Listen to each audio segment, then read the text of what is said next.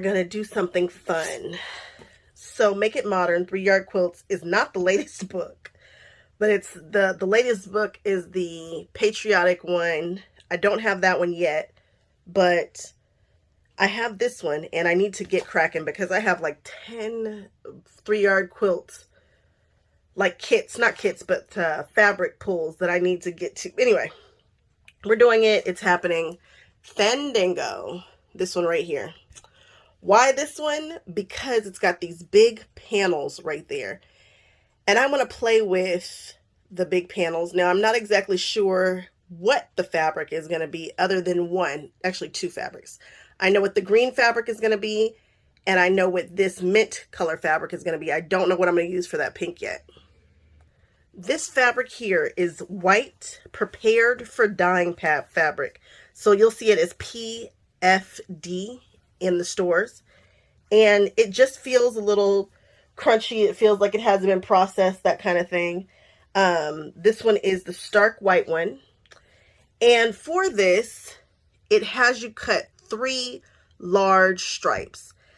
So I figured this pattern would be absolutely perfect for what I'm trying to do. I've purchased 3 of these chromatic solar fabric dyes, and solar, so there are some dyes that will change with heat. These change with sun. And this is from Color Dust, the colordust.com. I've been following them for a really long time. And I've seen people do super cute things with their dresses and stuff like that. So we're going to give it a shot. I went to the Dollar Tree and bought 3 bowls for $1.25 a piece.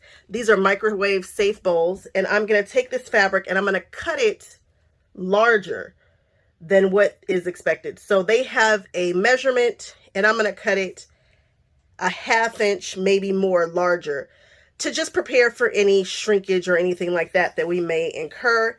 And then I'm going to use some hot water, and then I'm going to put this whole bottle in. These are not expensive. I think they're a few dollars for this. The instructions say that you take a 2-ounce bottle is good for 1 to 2 t-shirts, so it should be fine with 1 strip of fabric. And I'm going to put some hot water. It says use 1.5 cups of hot water and then let it soak it up. So that's exactly, and then it says allow it to absorb completely. So that's what we're going to do. And then it says wring out the garment and air dry completely away from sunlight. So that's what we're going to do. So this will probably take me probably 2 days to get this right. So I'm going to, right now, I am going to cut these into some large pieces, fill this up with some warm water, and then stick them in there and let them completely absorb up. And then I'm going to just let it stay for a while. Then I will wring it out. And then actually, I think I'm going to leave it. I don't know how long I'm going to leave it for. We're going to see what it looks like once it absorbs. And then we'll wring it out and then we'll let it dry. We'll see. Let's go for it. I'll tell you what happens. So I have a hot water filler. So I just went ahead and used the hot water filler. So I'm not exactly sure how hot this water is. I'm going to dump the dye in here, and then I'm going to use the rest of the water to kind of rinse around in here and just try to get all the dye from the bottom. So there's a little bit of the hot water in there, and this one here is not coming out at all.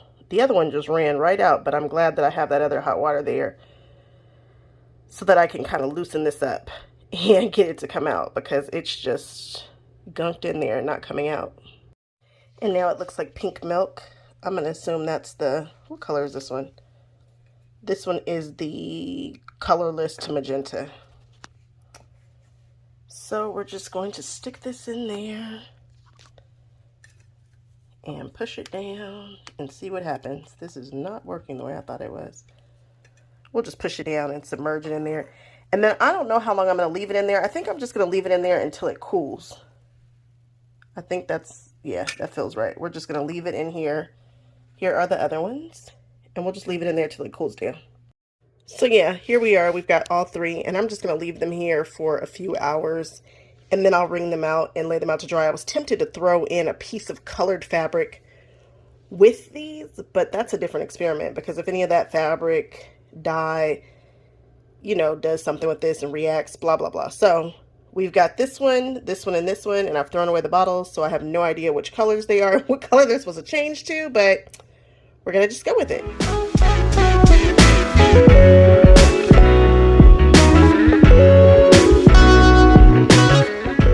You are probably wondering, what on earth is she doing now? And she is doing some craziness because it's me, and this wouldn't be my channel if I wasn't making it fun.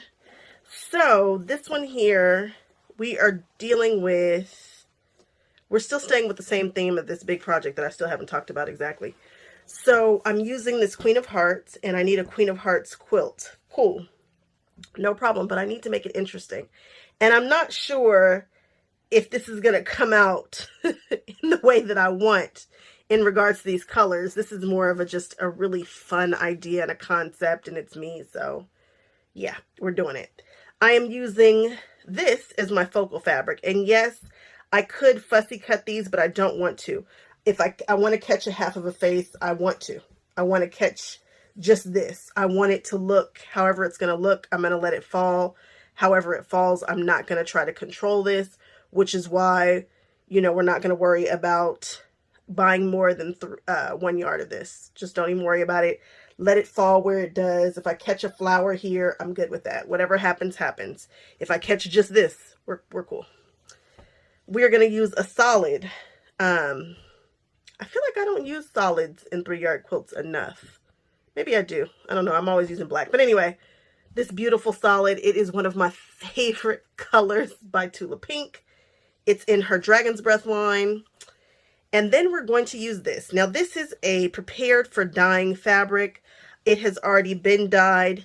Things that you should remember when you are dyeing this fabric is to make sure to whip up the liquid better than I did. I just poured the liquid into the water and I just let it live. Get a fork, beat it. Make sure that it is all the way through, because I'm noticing some little spaces where I've got like little pieces of the dye are still left on there. I'm flicking it off with my hands. It does not interfere with the fun of this fabric, but it is a little gross.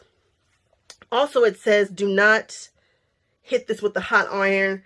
I was very concerned about that because, you know, I have some wrinkles here and I didn't want to mess with the, how active this is, the UV, actually, yeah, it's UV active. I didn't want to mess with that.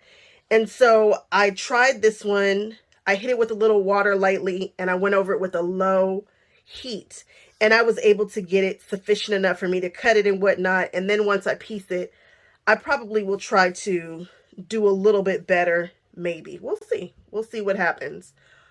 Okay, let's get to working on this 3-yard quilt and see what happens. These colors are also light. I really don't know which one is which. So let me show you. So for this one, I know this one is the blue because it's got this green tinge on it. I can see it. It doesn't bother me. It still goes with the quilt. It doesn't look all gross like you might think. And I don't know which one of these is pink and which one is purple. I have no idea. They look the exact same. This is supposed to be colorless to color. And so you can also do a dye that is a color to another color. I don't know why I chose colorless, but I did. No worries. Next time I'll probably choose a color to a color when I think it through better. But anyway, I was dying to do this, so we're doing it. I'm going to cut... Let's just do it in order. Let's just do fabric 1 first, and then we'll move on from there. And again, we're not trying to control it. We just want to make sure that it's you know, right side up, as straight as we can get it. Don't have it all, you know, cockeyed. We don't want that. I do want it straight. But other than that, we're good. We're fine. And I like this. This is going to go really fast because it's strip piecing. Anytime you're strip piecing something, you know it's going to go quickly. I'm going to hit this with an iron and just take out some of these really deep bumps in here, and then we will cut. So I'm going to do something kind of different, and I like to take you guys through my whole thought process so you can see, just so that I can spark some inspiration or maybe another way of doing something. I am looking at all of the cuts that I need to do for my fabric 1.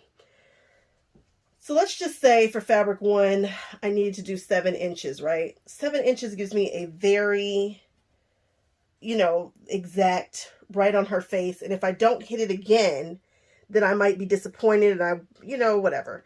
So what I'm going to do is I'm going to take a different measurement first. So instead of just cutting all of the 7.5-inch strips that I need, I'm going to cut a 2-inch strip here. I'm going to choose a 5.5-inch strip. I'm going to choose an 8-inch strip as I go along, so that the two big strips are kind of giving me something different, something that I want. I'm just going to kind of pick and choose until I get the amount of strips. There are 2 large strips that will be the focal image. And I do want some heads in the focal image, but I don't want them dead center. And if they're off a little center, it's going to be weird.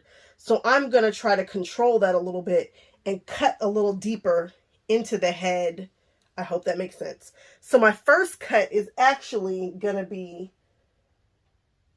one of the sizes from the very last cut that you take from this. I hope that makes sense. So if you look at the directions, I'm going to take my first cut, just one cut, as that very last, one of the very last measurements. And so we'll do that. And then after that, I'm going to go on ahead and cut for my big strips. I hope that makes sense.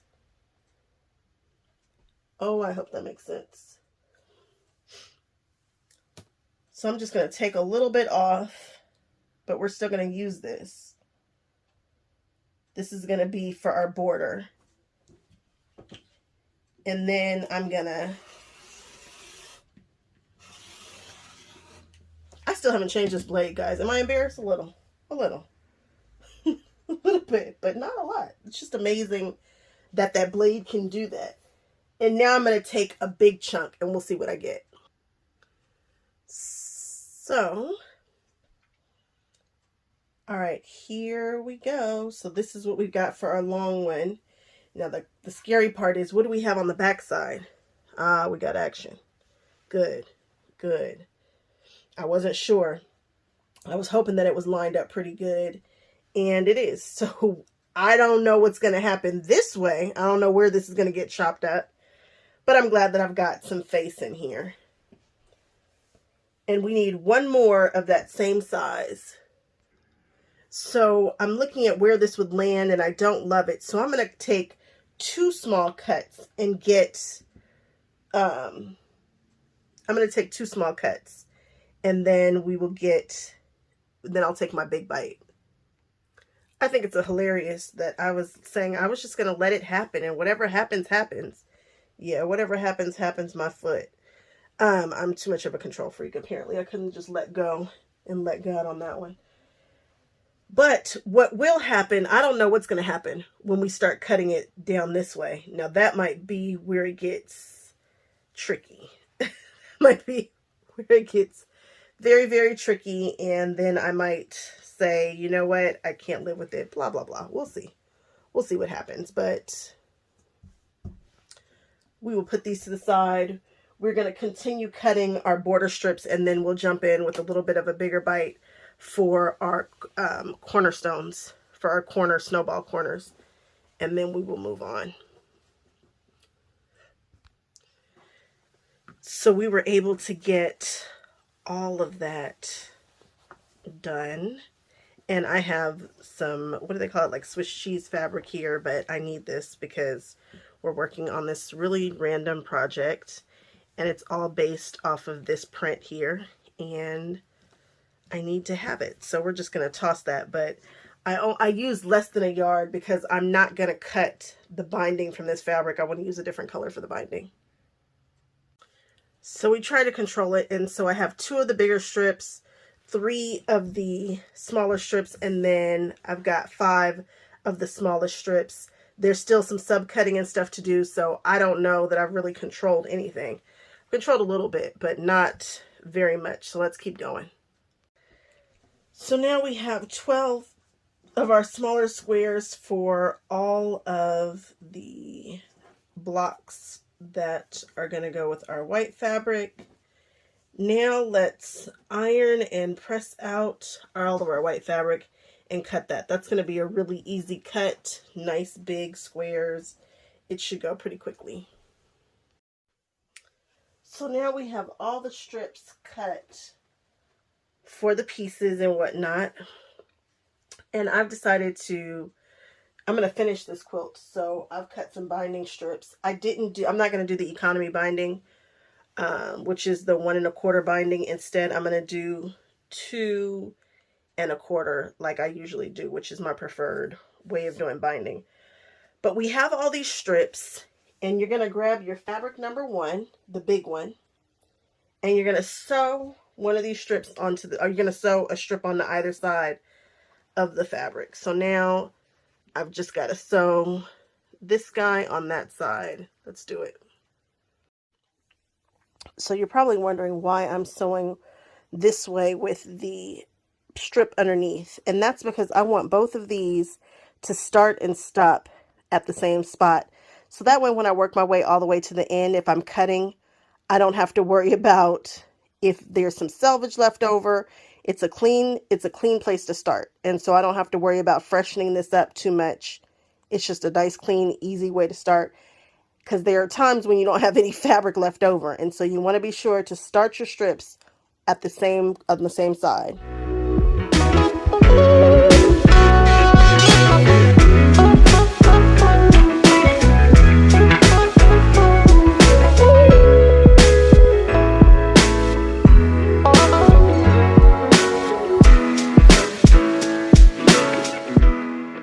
So we have these 2 strips here, and now we just need to press them, and then we will subcut them. Pressing them, nothing special is going to happen. We are just going to run the iron over, set the seam, and then I'm going to press to the dark side. I could roll it under toward the, I guess I need to pay attention. I'll tell you, give me 1 second. I'll tell you which direction I'm going to press it to see if there's anything that lines up with it. At this point, I don't see anything that matters in regards to pressing it. So I'm just going to press the dark. I'm just going to roll it back like that and hit it with an iron. So the fabric has been nice and pressed. And because I started right here at the edge, and because I sewed and started and stopped really clean, I don't need to even clean up that edge. That edge is bone straight. So I'm going to take this and I'm going to cut this down to the size that it is supposed to be. I don't know if I can do it with this ruler. I cannot. I shall be right back. So remember when I told a story to probably just me? I think everybody else knew, she's going to try to control it. Well, I have this piece left over, and I just might as well fussy cut it. Like, I might as well take the good part, right? Just can't. So from each strip, you want to get 6 subcuts. And so that you have 12 total. I know that I got 6 out of this one. I know that I'm going to be able to get 6 out of the other one.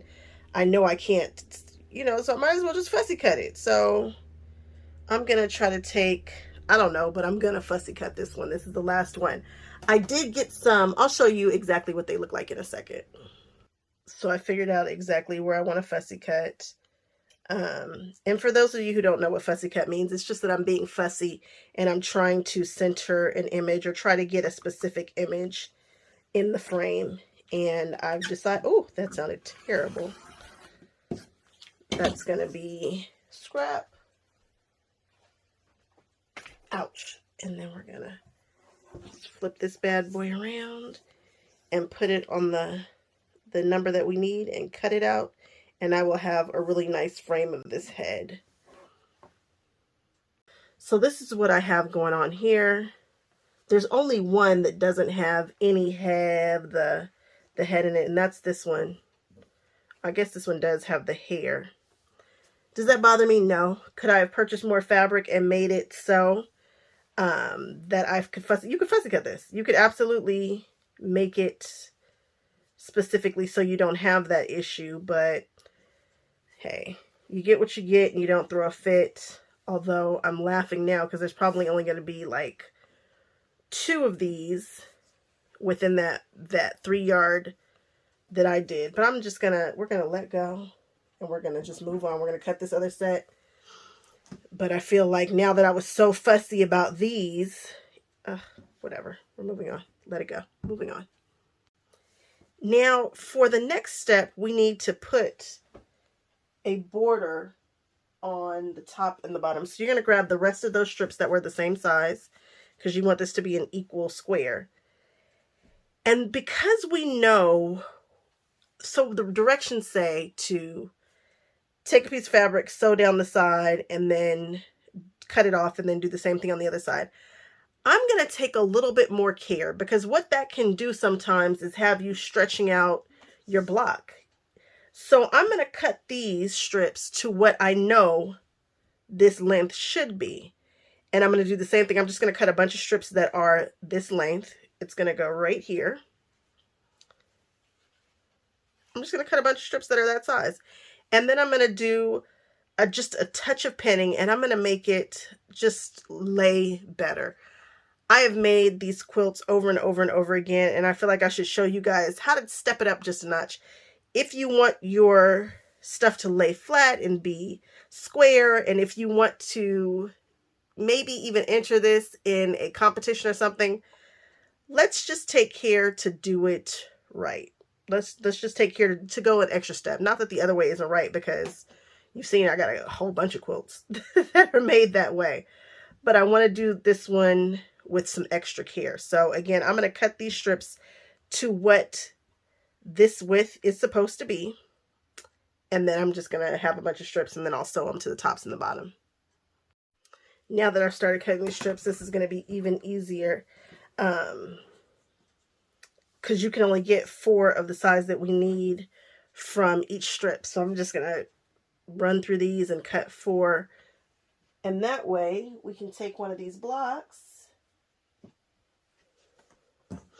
and just put one at the top and the bottom, and bam, we will have our squares. So now I've got all my strips here and all of my blocks here, and I'm just going to take them and I'm going to put them right sides together, but because this is a solid, it really is not going to matter with this solid, with these free spirit solids. I'm going to put them here.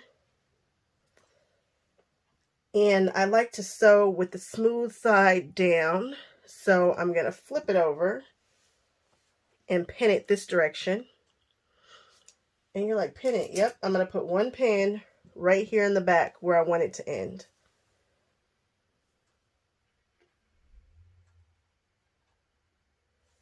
And then the rest, I will just sew it down, and it'll be simple. Nothing special. So we have the cute queens. This is the worst. This is as bad as it gets. So we've got, and that might drive some people insane. And I get it. If it does, you would just need to buy a little bit more fabric. I'd almost say you only need 2 more heads. I mean, you can fussy cut, because it's such a small square. I think you could fussy cut about 1.5 yards of this to do the small size. If you wanted the heads in there and you wanted them dead center, and you wanted the whole thing like you wanted this, I think you can get that because of the size of the square, because it's so small. See, it's like it's a little bit bigger than my hand. I think you could probably get that with just using 1 more row of heads. So you would just count. You only need 12 heads. And so go on ahead and count that out if that's going to bother you. It's not going to bother me. I think this is kind of cool. It's a cool quilt anyway. Cool things are happening in this quilt. So let's go on ahead and start on the other piece of this. Now here is the fun part. We are going to take these big blocks and we're going to take these squares here, and I'm going to flip this square over and I'm going to draw a diagonal. Now with these, I am going to try to control it a bit. If I draw the diagonal from here to here, it just kind of depends upon what you want to see when you flip it over. So if I draw it from here to here, when I flip it this way, we'll get a little bit of her eyes, and I think that's kind of cool. So I am going to look at what I get. This one right here totally doesn't matter. But all the ones where you get a little bit of her face, I think I'm going to try to see what we'll get. So I will flip it over like this and look, and I see I get a little crown here. Cool. We're going to need to do the same thing when we do the blocks for this side. So block B has us working on just this side over here, and you'll do one up here and one down here. Block C will have us do one up here and one up here. And the way that I will check what it's going to look like is I will put it this way so I know that this is right sides up, even if I don't want to necessarily use it right side up. And when I put it down like this, actually it's going to need to be rotated this way, and just peek to see. Say, okay, that's like that. If I turn it this way, do I like it? And I'm just peeking because there's going to be a sewn line right here. So we're just going to peek. That's pretty. It's clearly upside down, but it's pretty. Let's make it so that it's right side up. That ain't it. There we go.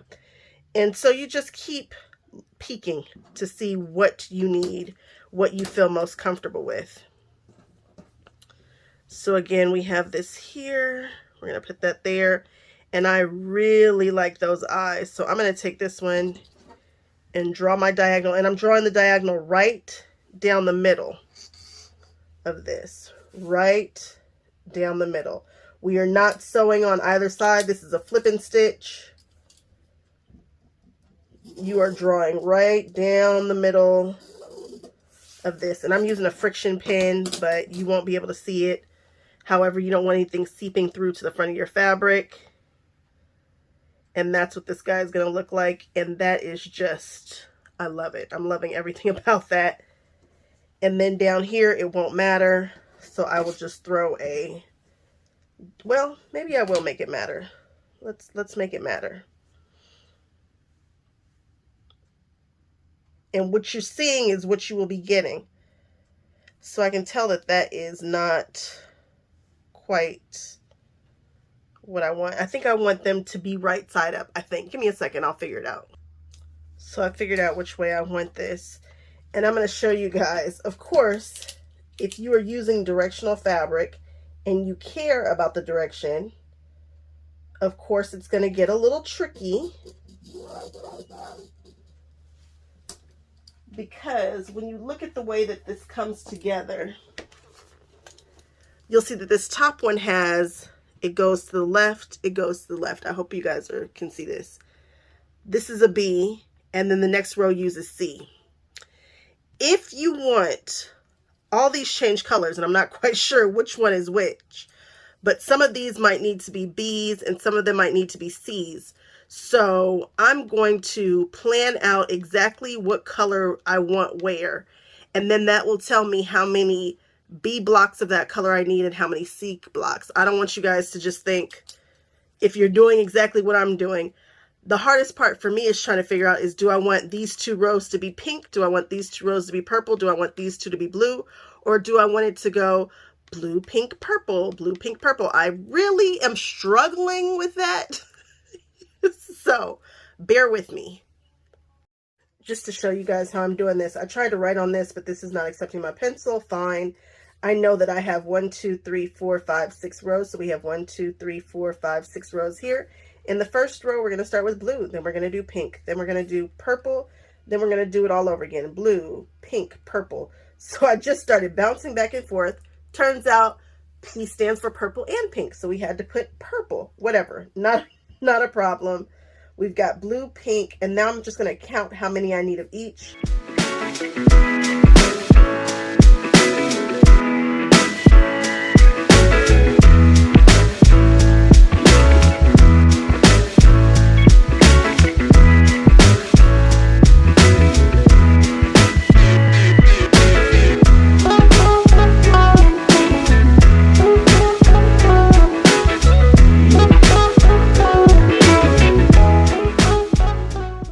So we just finished sewing these. I know it looks a little funny, but when we flip it up, you get what you want here. So now we are going to cut with courage. And this is going to feel weird and strange, but again, that's why we're doing it with courage. I am putting this 1/4 of an inch away from the sewn line, and I am going to chop. Now, you do not need to throw this away. This is a viable piece of mouth here that you might be able to use in something.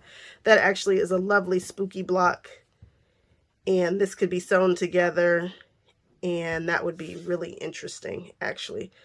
Matter of fact, I'm not going to toss out. Oh, I'm always saying that. Okay, you don't toss it out, though. Don't do it. So little time, so many ideas. Okay, flip it around, do the same thing for the other side. I am placing the 1/4 inch mark on that line, and I'm cutting 1/4 inch away. And this is what we have left over. Now, for this, I think it's best to press open because you really want this to be square. And I think you get a flatter seam with pressing these open. I know that's weird. I'm not a big fan of pressing open, but when you're doing a flip and stitch, if you just press it to one side, due to that bulk, I don't think that these come out square in the way that we want. I just don't think they come out as square. So I've got that open. And that's my By Annie stiletto. If you don't have one, I think you should.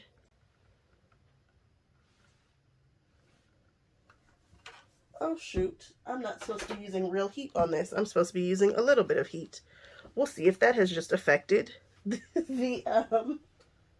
supposed to be using low heat on this. Okay.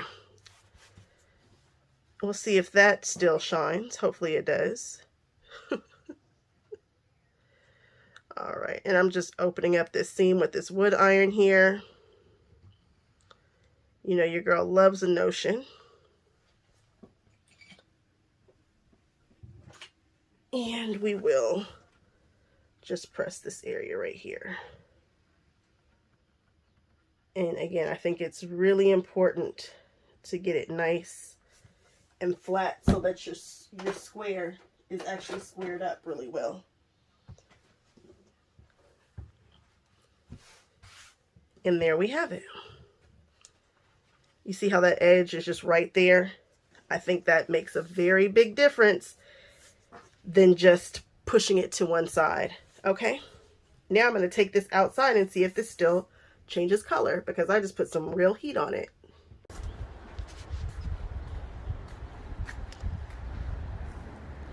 Looks like it changes colors just fine still. Not a problem. The front, the back. It's still totally changed colors, even though I hit it with that super hot heat and it's blowing. The wind is blowing and I only have one hand, but not a problem. If you have non-directional fabric, you're going to make them all the same way and you're going to turn it and bam, you've got block C. But because we have a sort of a directional thing going on here, we are going to just make sure that we line this guy up right. Oops, oopsies.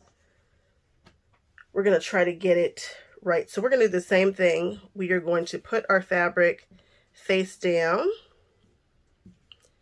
and we're going to start peeking. And look, we got it on the first try. We will lose her eyes in the seam allowance and we don't care because that's what we said. We're looking for kind of just color. And I've decided that we're naming this quilt off with their heads.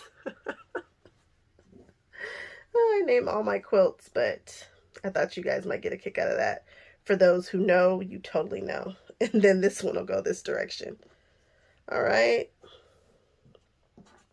So kind of my theory on this has been whatever you want to see in this corner, put it over here. And then when you turn it at a diagonal, so like I want to see what's over here. And then when you pull this one in at the diagonal, it'll be right side up. So we're going to put those there. We're going to draw our line diagonally the same way we did before, except for it's going to go from here to here, not there to there. And we're going to draw our line.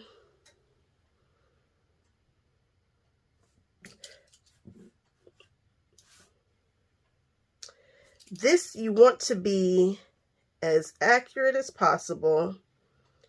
And if you are going to not be directly on this line here, you want to be a little bit further to the edge that you're going to cut away. So that way you'll have fabric on the outside that you can trim away. It's not a big deal as long as you can square it up. But you don't want to cut into the area over here that you'll be flipping. You want to push it this way. If you're going to be off, you want to sew to this side of the line for this. And over here, you would want to sew to that side of the line. But preferably, we're just going to try to get right on the money. I'm just going to throw a pin in for good measure and take it on over to the sewing machine, and we'll do the same thing on this side. I am excited. This quilt is getting more and more interesting to me as we go along. I just finished my live and I have finished all of these blocks. Now I just need to figure out where, I've just got to figure out the pattern that I'm going to use to quilt this, because it's absolutely going to show up on this space. So there's going to be a lot to show off on this particular quilt. And this one here is UV activated. I want to say there's thermal too. And thermal could be a good time also. I'll probably have to try some thermal stuff. So let's start. I forget exactly what order I want to go in. I think these are the purple ones. So we're going to put these over here. I think I started with blue. I did blue, then pink. So then the first one is going to be a blue, which I can totally tell, and a pink. And I was wondering if I was going to run outside to check them again. But at this point, if I switch the pink and the purple around, it's really not going to be life or death. So we've got this one here. Then we're going to do a blue. And I can tell the blue because it definitely has that glow-in-the-dark kind of look to it. And I believe the first one goes the other direction. So I need a blue with the, if I'm just going to follow this exactly the way it is, I'm not sure that it is all that big of a deal. But you know that sometimes when you turn a block, it can make a very big difference in the secondary blocks that appear, but I don't feel like we're going to have an issue with this one. So here's a blue right here. Then we are going to grab another regular block. And now we want a pink that has it in the upper left. Because these are directional, look at the hearts. The hearts are directional. Can you see that? So because this is directional and I've actually taken the time to make sure that stuff is right side up, we are going to just do that. Now we're going to do the same thing for the rows, but the next row will be, the next one starts off with a purple. And it's going to be facing the opposite direction. So see how this one has this in this corner, this one will have this in this corner. And we'll do a blue. Where are the blue ones? Not the blue, but this. And then we'll put a blue one here that goes this direction. And another one of these guys right down here. And that's going to build my first two of the innards. So I'm going to go on ahead and stack these up and start sewing right sides together. And that'll be that. I have all these in the corner because we are definitely not going to waste this. We're going to make something with that too. I just can't throw it in my scrap pile. They're too rich of scraps. One thing I love about these block-based quilts is that when it comes time to press, you know which direction to press because you always press toward your focal block. or this block. You just pick one, but you can consistently do that. So you don't have to think about it. You don't have to try to figure it out. Just press toward this block. So I'm going to flip this over and I'm going to press all the seams that way. When I flip this over, I'm going to press all the seams this way. Put them together. The seams will nest right here in these corners. So this quilt is all done. We just did the innards, put on the 2 borders, which is simple. I did something weird with the borders. Usually I put on the outside borders and then I put on the top. This time I put on the top and then the sides. And so I don't know why I did it that way. It doesn't cause an issue here, but you can see that this is directional fabric and it's running that way. That's not bothering me. Of course, we've gotten cut off heads. We've got little peeps of stuff here. It's a little bit of everything, and I'm okay with that. I think it's still really cool, and I'm looking forward to see the quilting really show off in these blocks.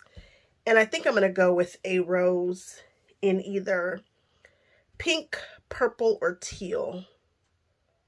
I'm not sure which one, but it'll be pink, purple, or teal, and it'll be a flower, I think. And that'll be that. So this was nice and easy peasy and pretty, and I'm really pleased with it. It came out really cool. Like this right here with just her mouth, I just get a kick out of stuff like that because it's a little quirky, it's a little weird, and so am I. So we're going to finish this guy up. We're going to take this to the quilter, and we are actually going to finish it. And I'm just going to bind it with the same color. We're not going to frame it or anything like that. We're just going to let it run all the way off. All right. So here's the quilt. It's completed. It has been quilted. And she did a lovely rose pattern going through it.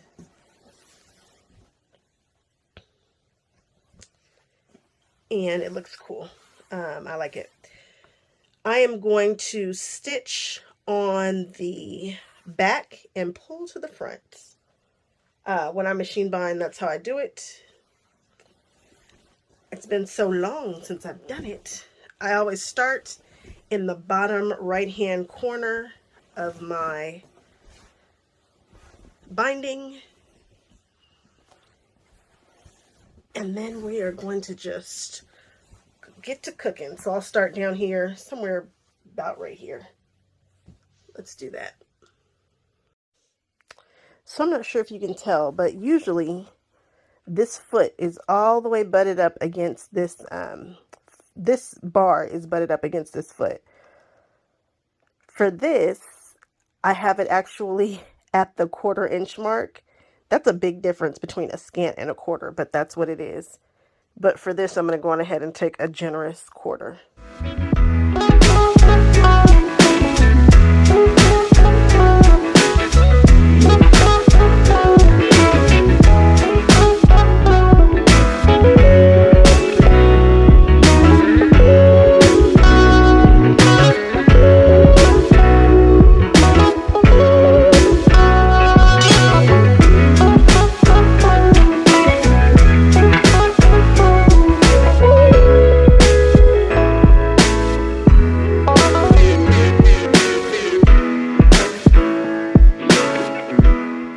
So I went ahead, sewed that on, and now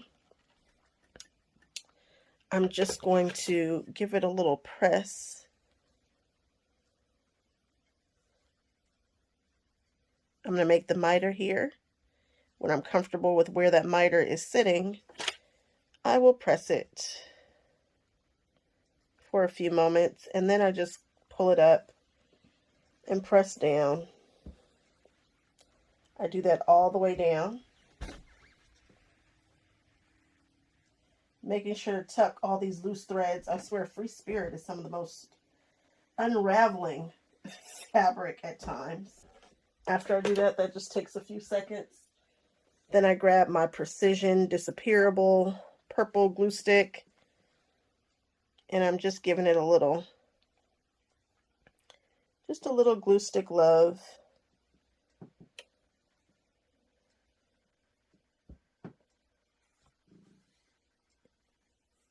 And we'll take that and freeze it in place.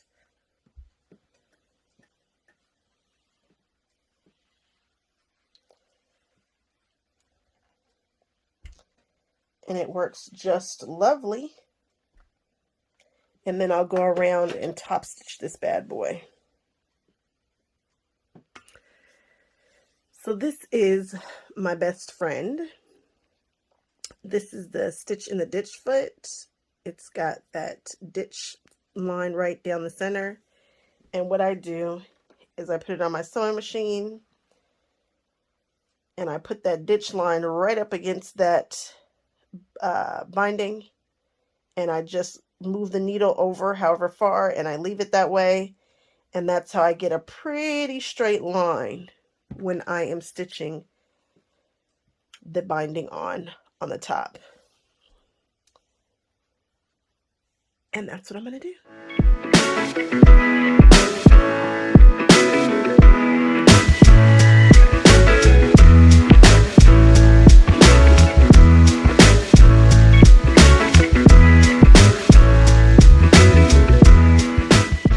So this is what my binding looks like, and for the most part it's pretty good. It hits right here underneath and then right there on the top. So yeah, that's how I finish these guys up these days. That join was okay, but I think I prefer different methods. We're going to figure it out. We're going to figure out the best method, and I will do a video one day on how to join the ends. Because usually I just join them on a straight. I overlap 1/4 of an inch so it's straight. But really the proper way to do it would be to do this right here so that it distributes evenly. If it was going to a show, it would need to be at the diagonal. So we're just going to keep cooking until we find the absolute best method.